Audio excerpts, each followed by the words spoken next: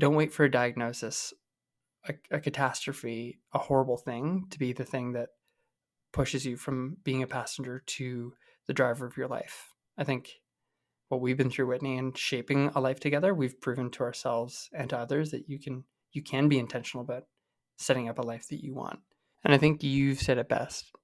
This idea of, if we're not running toward a life that we love, what are we doing? Hi, I'm Whitney. And I'm Greg. Welcome to the UNBLOCK Yourself Podcast.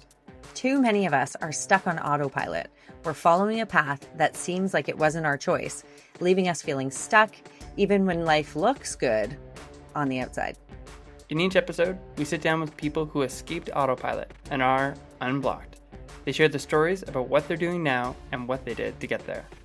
You'll leave feeling inspired by the stories you hear, but more importantly, you'll have real tactical steps to get unblocked in your own life. Welcome back, everybody. Hello. This is our second episode. Thank you for joining us. All right, so today we are turning the tables. In our first episode, you learned a bit about me, a bit about Unblock Yourself and Vienna Weights and kind of why we're doing what we're doing with this podcast. And today, Greg is going to be in the hot seat and I'm going to be interviewing you. Are you ready for it? Oh boy. I don't know. I don't know if I'm ready for it. All right. I think the first thing I'll say when I think about Greg and his story, you heard my story yesterday, and we probably have the most polar opposite childhoods that two people could have. Well, maybe that's an exaggeration, but they were quite opposite. So maybe Greg, just share a bit about young Greg and, your early years. The formative years, what made the man, the years that made the man who now is Greg. Sure. I think we did have different upbringings for sure. I grew up, I had two parents in my home. I don't think I knew a single divorced family, actually, in our neighborhood. And we went to church on Sundays, and we went to school. I was celebrated as an A student all the way through. My dad ran the local sporting goods store, and for any Canadian listener, the local sporting goods store that sells your hockey skates, sticks, and mountain bikes for the summer season. I mean, that is the meeting place. Skate sharpenings. I mean, my dad says that we were fed because of skate sharpening. If there weren't skates to sharpen, we would have been a hungry family. So thank God for hockey. And that was kind of my daycare spot, really. My mom was stay at home and took great care of us. And when she needed a break, it was either off to a friend's place or off to the shop. And I spent hours and hours dusting bikes, building bikes, fixing bikes, and sharpening skates in the shop from a really young age. And I think that that's just a huge part of what formed me and shaped me. And my grandparents they were not too far away, so we got to see them pretty regularly too, which is nice. So couldn't have been more different. Pretty vanilla. I know you've talked about your grandparents quite a bit. I unfortunately didn't get the chance to meet them, and these are the grandparents on any of your grandparents actually. I haven't had a chance to meet, but on your dad's side in particular, you were quite close, and I believe your grandparents were pretty proper. Is that a fair statement? Yeah, I think you get to meet my grandparents in spirit every time we sit down as a family for a meal. Sit up straight, chew with your mouth closed, elbows in, all that. That is grand. That is my dad's mom. We were close to them growing up. They played a huge role in my life. Once I got my driver's license, I would pop up and Gran would make waffles in the morning. My grandfather would be reading the newspaper and would quiz me on the latest in what's happening in business trends, stock picks. Once I joined the workforce, he was always looking for when our company was going to go public. And when I worked at IBM, where I started my career, it was always news clippings and highlighted bits about where I was and how I was doing. And they were just engaged in that way. And I think helped to reinforce that notion of just do well, just do well. They were proud of us, but it definitely influenced the way I showed up in the world. I think I was trying to please everybody is how I'd characterize it. Okay. All right.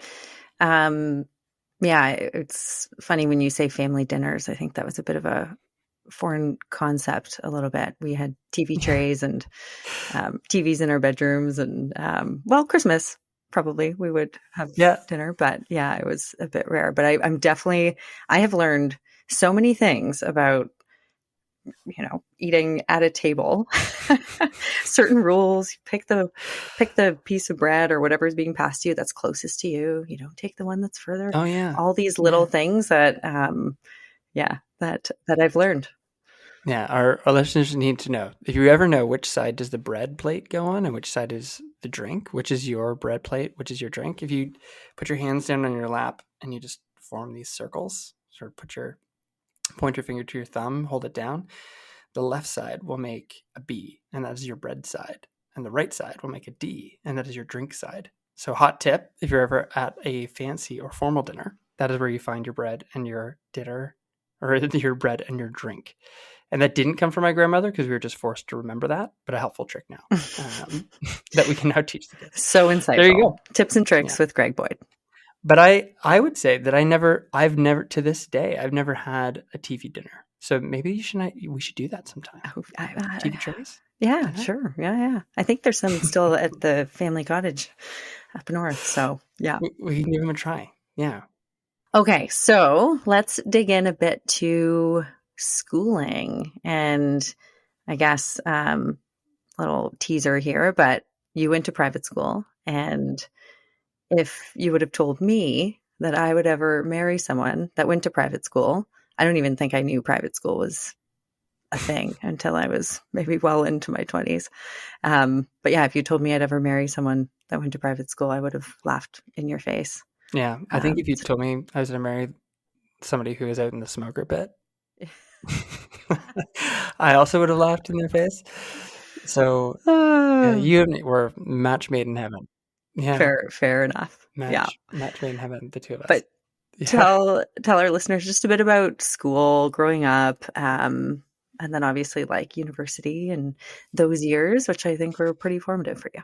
For sure. I think that school was a place where I think that I just was able to get some good affirmation. I think I was always trying to, I don't know who I was trying to impress, whether it's the teacher or my parents, but always I remember grades being super important to me. And my parents made a choice in grade 7 to send me to Holy Trinity School, which is a lovely private school in Richmond Hill, Ontario. And that was just a new environment for me. And I think when I look back on that, so you spend your first 6, 7, 8 years in one school, one group of friends, I got dropped into a whole different world.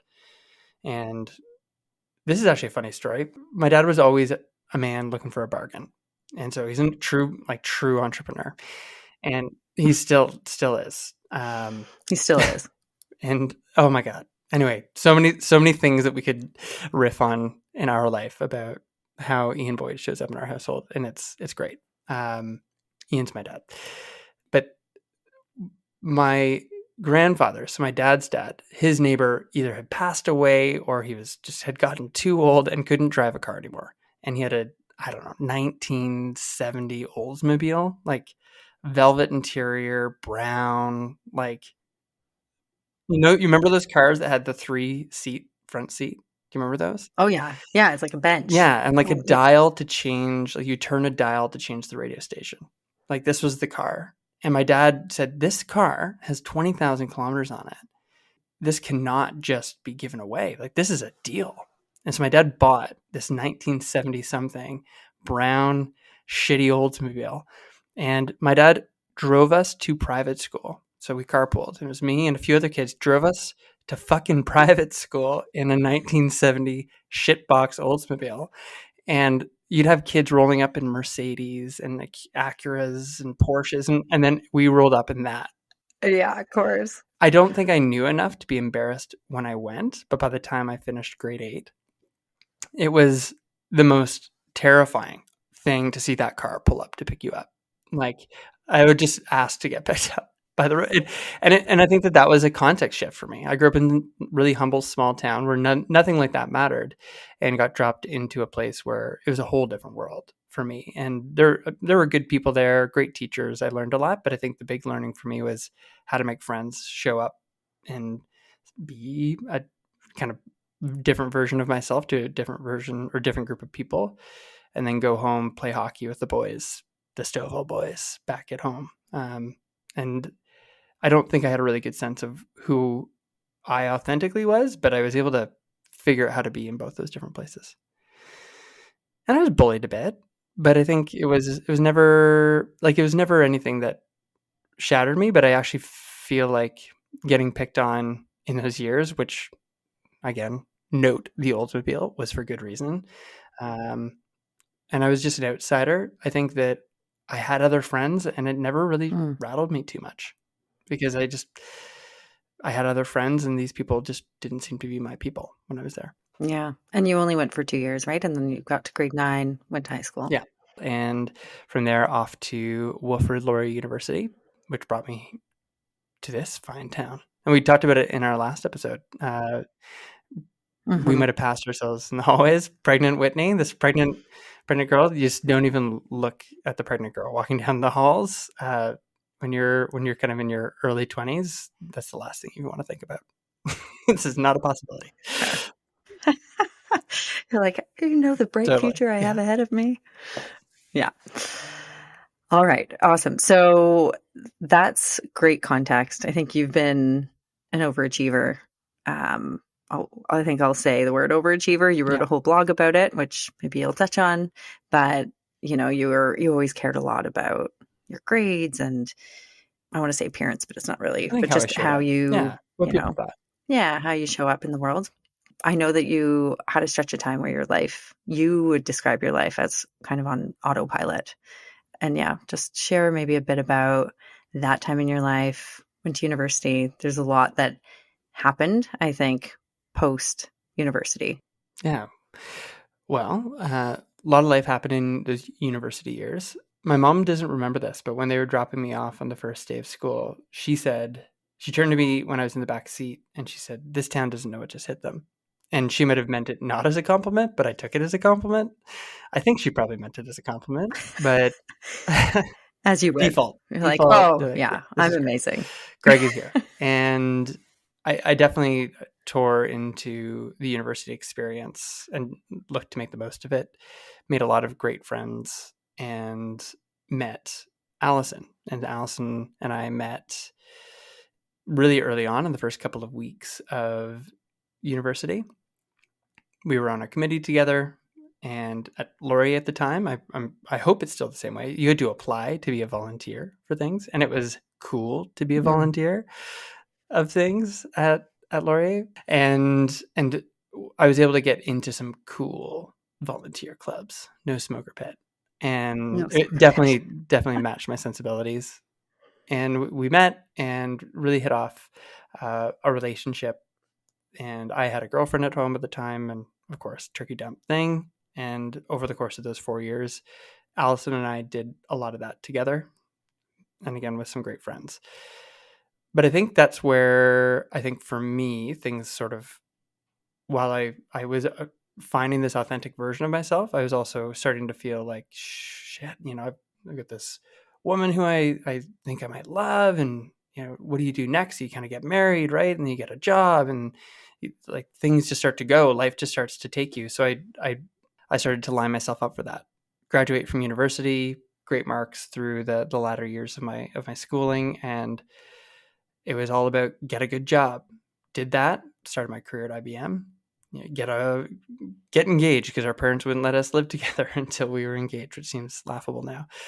But now we're engaged. Now we can live together. Great. Get married. Get a promotion. Have a kid. And along came William, and have another kid. And along came Maxwell, and have another kid, which is crazy. And along came Madison. And I think so much was happening. It was just moving so quickly. It just feels like those years were a blur. And I was just trying to figure out, well, who the hell am I now with a kid?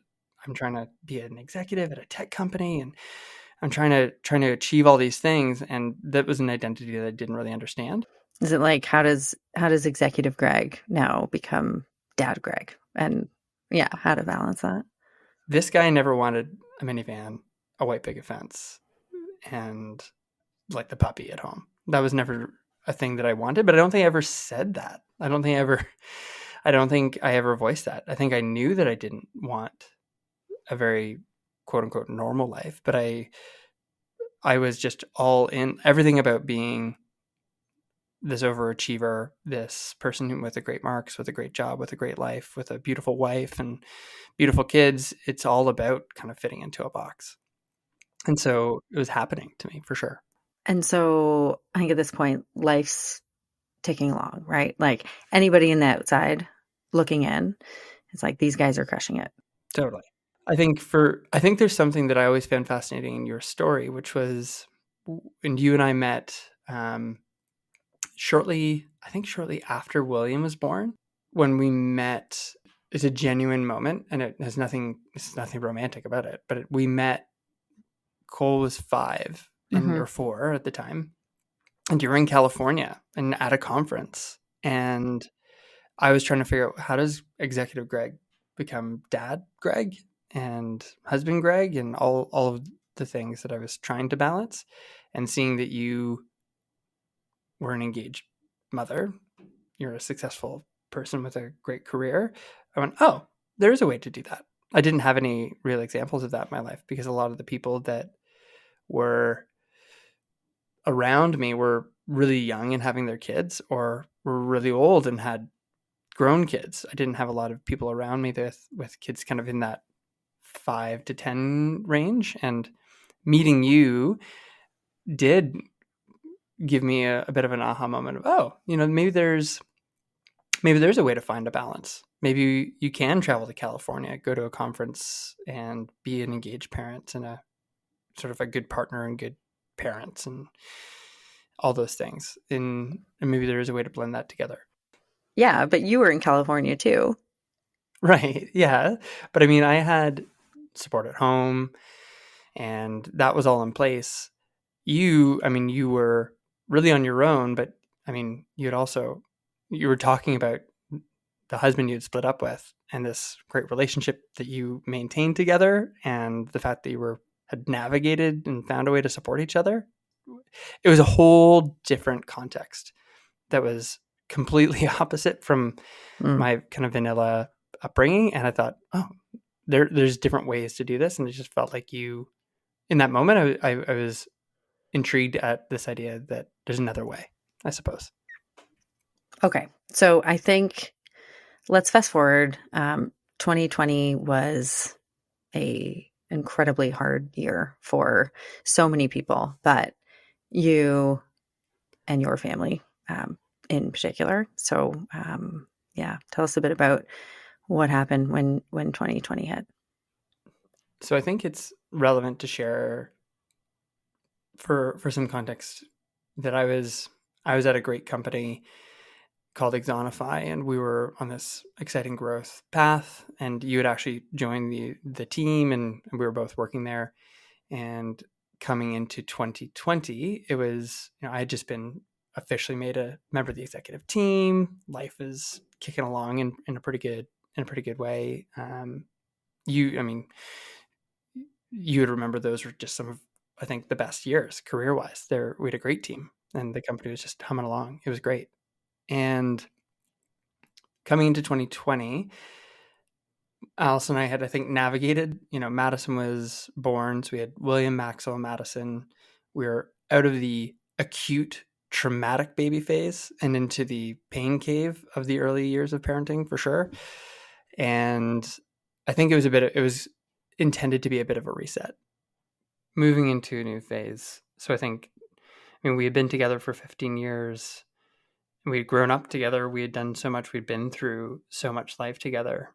Outside of that, just her work, and no more kids planned. And so finally now a chance for her to just completely re-engage there and go all in on what was her mission. She was so involved in a nonprofit that's a huge and hugely impactful organization in our community. And she was building the strategy that was going to be implemented to help eliminate the cycles of poverty for new settlers in our community. And just she had the strength to present that strategy to the regional council. Somehow she couldn't see, she had to be driven there, and she couldn't see her notes, but somehow delivered this strategy publicly. And we have that all recorded, and it was incredible that she did that. But I mean, having that opportunity to have the impact that she could have had on the world, just have that all ripped away, it just felt so unfair to her.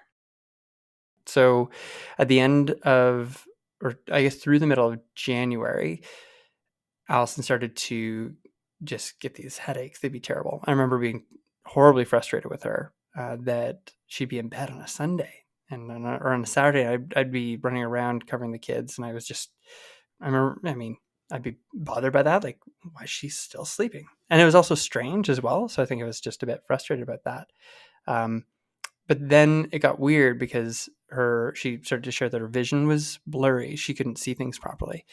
And that was weird. And the headaches just got worse and worse and worse. So it went from sort of irritation and frustration on my part to some concern. And we had a trip planned to go away on Family Day weekend in February to visit her grandparents or her grandfather in Ottawa. And she couldn't go. The pain was too intense. And she was able to get in to the hospital. So she went in where they just did an x-ray, I believe. They just did something, and they gave her some like legit horse steroid cocktail of something pretty intense and booked her in for an MRI on what would be the Tuesday morning of the Family Day weekend. So we spent the weekend at home, and she slept for most of it. And she went in on the Tuesday morning, 3 a.m. MRI. And then at noon that day on Tuesday, I was at the office working away and got a phone call from her that we needed to come in because they wanted to talk to us in the doctor's office. And that's never good news. I remember that drive pretty vividly.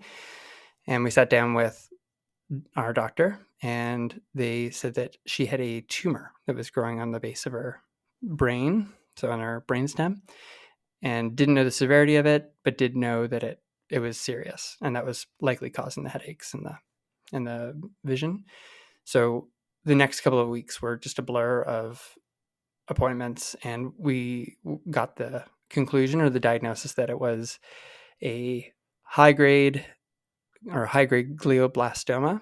And so it was incurable, inoperable, and likely had 4 to 18 months to live, sort of thing. And that was wild. It will just always just make me so emotional. Sorry. It just does. Because I just remember you coming in to the office because we worked together at the time. And I think we had a trip planned. Yes, we did. We were going to Florida. Yeah. And so we had this QBR we were running with one of our largest customers. And you came in and you said, I have to talk to you. So we went into this small meeting room, and I'll just never forget that moment. You're like, Allison has brain cancer. I'm like, I might as well have just blanked. I just blacked out. That makes no sense. What do you No, she doesn't. I think I might have even said that. No. Yeah. Yeah. So I know I remember feeling just so angry. I've never journaled. I've never been a journaler, but I just through that time, and I didn't know Allison well. Obviously we worked together. I knew you better, but Allison was incredible. And I just remember feeling so angry on behalf of her and her family and you and your family and the kids. It was just so incredibly frustrating. And this is, me, third party. So what were you feeling at the time? Can you even put that into words?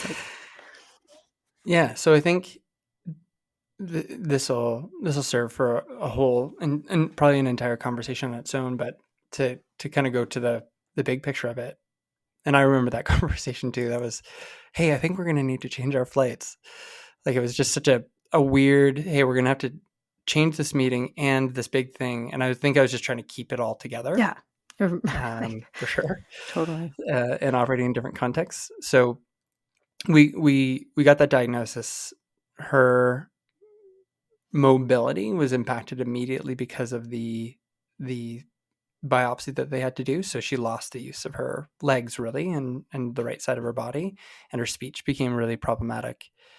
It was just a real mess. And so I think my mode went into just intense, I guess, that question and sitting around that fire in California of like, what's it like to be a dad and an employee? It just all came into mode of like, well, I think this is my thing now, and I'm just gonna grab whatever the wheel of this thing is and figure out how to keep it from going entirely off the rails. You're always an involved father, from what I understood, right? But I think you went from a bit of a passenger at home to like right into the driver's seat. Like, I mean, you had to figure out everything on top of COVID, because this is now March 2020, right? Yeah. I think, the most for William, if he ever listens to this, my oldest, I think the worst birthday ever was William's fifth birthday party, where that was the day, it was March 13th, and the schools were shut down that day, and COVID was becoming a thing. I was figuring out how to plan a birthday party, first of all. Yes, I was an engaged father, but that was not my lane. And so, it was already going to be just a shitty birthday party, but we had friends lined up and all the things. And then, everyone had to cancel. Nobody could come. And so we had all this pizza, and William just sort of sitting around, and we're trying to make him feel like, yes, mom's over there and not doing so well. Happy birthday, buddy. It was just this almost like dark comedic moment of, I think, a center point of this horrible set of circumstances happening around us. Which is why now we do a lot for William's birthday. Yeah. Well, we try to make your birthday special, for sure.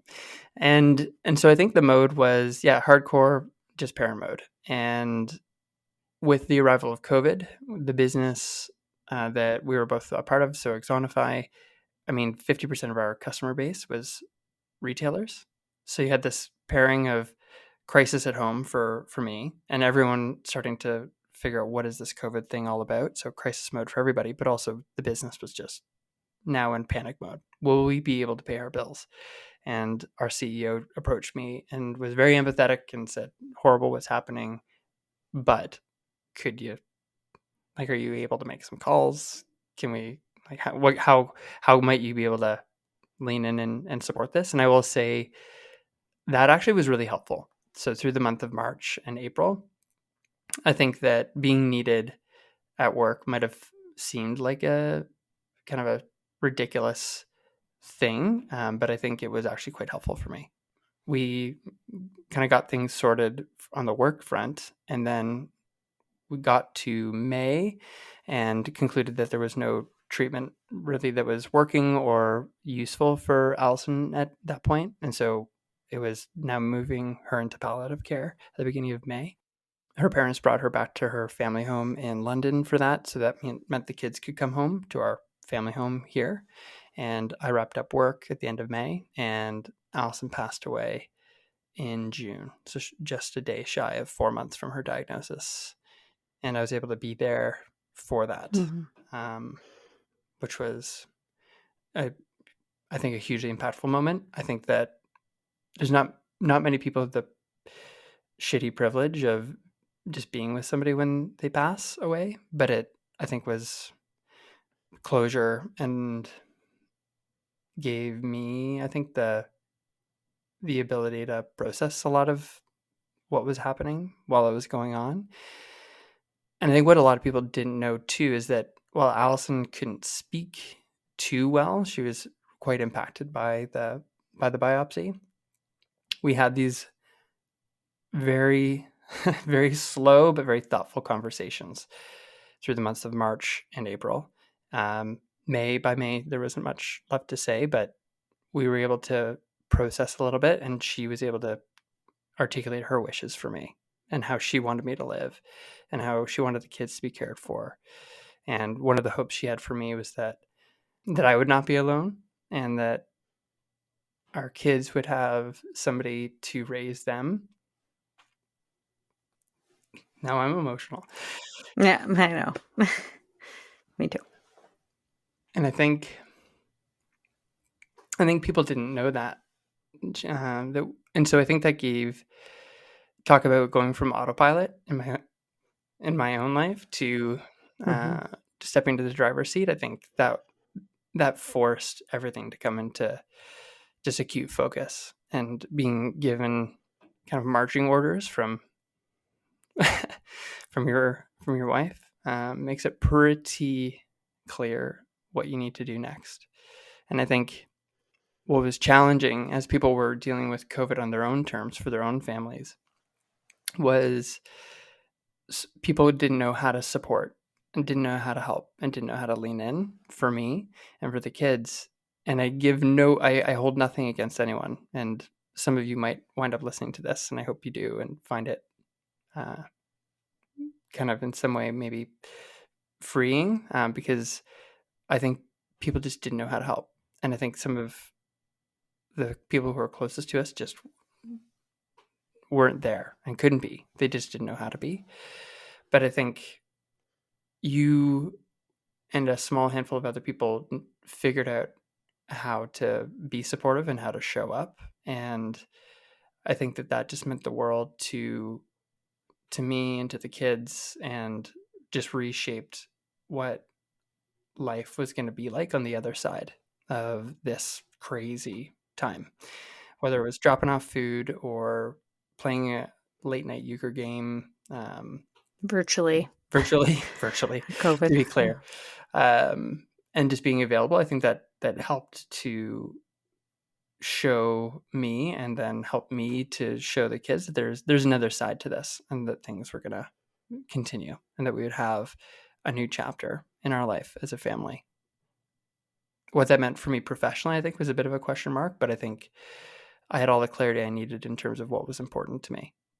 And that, I think that when we talk about what is this all about, and what is being intentional about, like, those are some of the most clear and intentional months of my life. But I wouldn't wish an experience like that on anybody, to force them into that place. And so I think it's more about how can you just not wait for that terrible thing to happen for you to go from being a bit of a passenger in your life into taking control. I think it just felt like something that was going to be an important part of my life at some point, because it's not like I was distant. I hadn't ruined my relationship with my kids or my wife or my community. I was trying to spin all the plates and keep them all spinning in the air as I was doing all the different things. But at some point it comes to a head. And I think it's an unsustainable way to live when you're just a passenger in your own life. Yeah. I think at the heart of everything we're doing is that. I wasn't intentionally going there to be like, but I think this has come up every time I've shared the story in the context of Vienna Waits. It is that it feels like the punchline in all of this is that it's not like my life wasn't going along well. I think my life was going along great. But I did feel a little bit like I did have a fucking minivan, and I did have a white picket fence, although it was black. And we didn't have a dog, but we had this quote unquote perfect life, but something didn't feel authentic about it to me. And I think my mission, I suppose, or purpose from that experience became, well, how can the millions of other people who feel that same sort of sense of, is this it? Like, life's pretty good. I should be grateful, but I just don't feel something. There's something missing. Well, don't wait for a diagnosis, a catastrophe, a horrible thing to be the thing that pushes you from being a passenger to the driver of your life. I think what we've been through, Whitney, and shaping a life together, we've proven to ourselves and to others that you can be intentional about setting up a life that you want for yourself. And I think you and I always feel this impending crisis around the corner.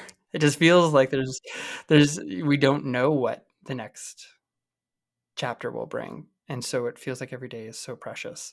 So let's get after it. And I think this is really at the heart of everything we're doing with Vienna Waits and, helping people to realize that life is short. It can be gone in an instant. You really don't know, and there's no guarantees. And so making the most of it, being intentional with the choices you're making, it's really all at the heart of that story. And I think you've said it best. This idea of if we're not running toward a life that we love, what are we doing? What's the point? Yeah, we should be. We should be like screaming and running toward things that make us excited and inspire us, but as that can feel scary, and so we stay where we are. And again, we're in a privileged spot where we are is pretty great and good for us, but there's more to life, and there's an impact that we can all have in a different way that can make life so much richer. Thank you for listening to the Unblock Yourself podcast. If you enjoyed this episode, please take a moment to follow and rate the podcast. Your ratings and feedback mean the world to us. We'd love to stay connected with you via our bi-weekly newsletter called the Vienna 5, where we share ideas and advice that we found helpful on our own journey to live with more intention. You can also find us on LinkedIn and Instagram. For those Gen Z listeners out there, no, we're not on TikTok. But if enough of you ask for it, we'll just have to do it at some point. The links to find us on social are in the show notes. The Unblock Yourself podcast is edited and produced by Bespoke Productions Hub. Thank you for being here.